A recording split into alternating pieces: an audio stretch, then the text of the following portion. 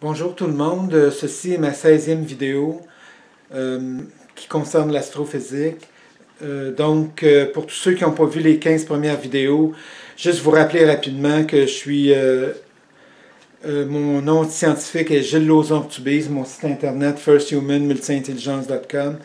Mon histoire a commencé quand j'ai commencé à étudier l'astrophysique à partir de zéro connaissance, en début février 2014 jusqu'à aujourd'hui. Et après 5 ans et 8 mois, j'ai réussi à produire au-delà d'une centaine de théories qui entrent dans mon imposante théorie mère du fonctionnement de l'univers à l'échelle macroscopique. Donc voilà, et après 1 an et 6 mois, j'ai réussi à inventer seul, sans l'aide de qui que ce soit, une nouvelle technologie gravitationnelle de base et d'une première génération qui permet de construire un vaisseau spatial extraordinaire qui puisse transporter des astronautes dans le vide de l'univers, entre la Terre et Mars, entre la Terre et Cérès et entre la Terre et peut-être entre la Terre et les lunes ou satellites de Jupiter.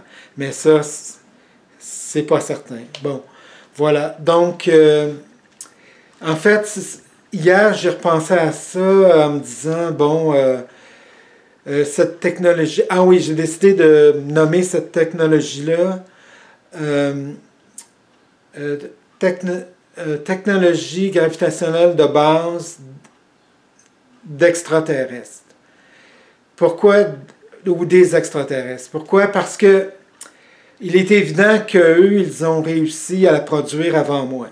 Ça, c'est clair. Donc, c'est pour ça que je leur accorde le titre que je la nomme technologie gravitationnelle de base des extraterrestres. Voilà.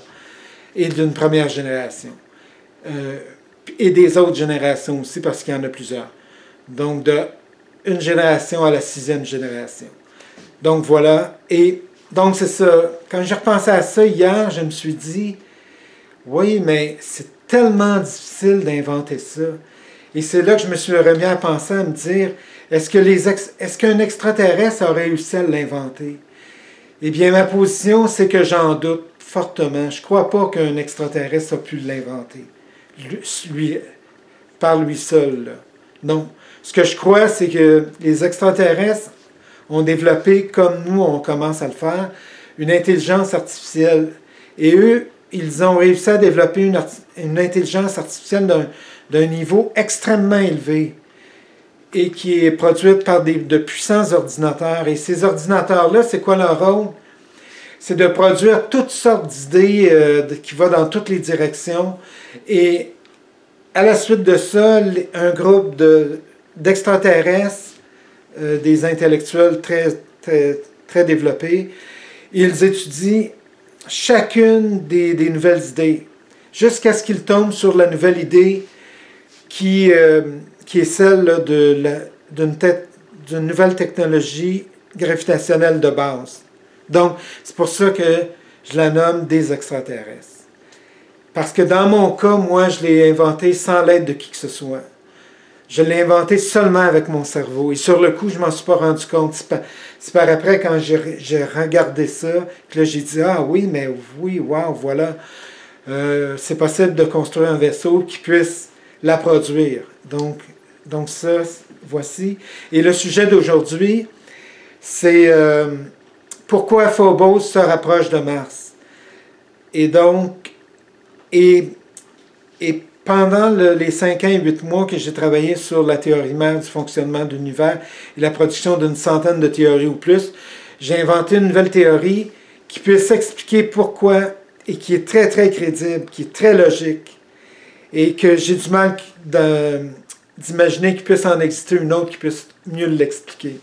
Et donc, après l'avoir inventé, j'ai réalisé que cette nouvelle théorie-là ou hypothèse, elle se trouvait à mener vers une nouvelle théorie et hypothèse extrêmement importante et extrêmement intéressante, mais que je ne peux pas dévoiler tant que mon brevet ne sera pas protégé et déposé dans tous les pays du monde où il a besoin d'être déposé.